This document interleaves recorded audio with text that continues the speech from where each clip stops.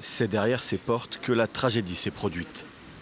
Les flammes ont ravagé les murs de cet orphelinat et emporté avec elles plus d'une dizaine d'enfants.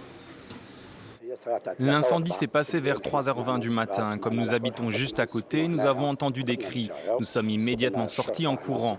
Les services de police et les équipes de la protection civile étaient déjà sur les lieux.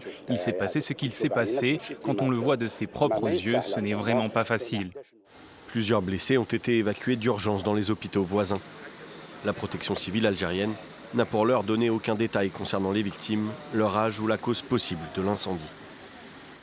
Ailleurs, au nord du pays, à Béjaïa, les avions bombardiers d'eau tournent encore et encore dans le ciel. Alors que plusieurs incendies sévissent sur la côte algérienne, des centaines d'hectares sont déjà partis en fumée. Cet éleveur a été surpris par les flammes.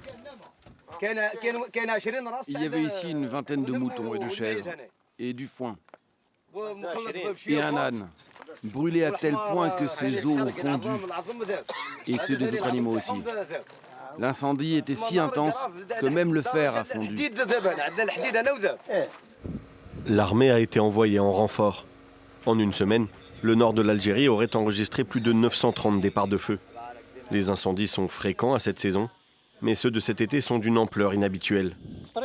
Selon le ministère de l'Agriculture, leur intensité s'expliquerait aussi par une densité de végétation nettement supérieure aux autres années, liée aux fortes pluies de l'hiver.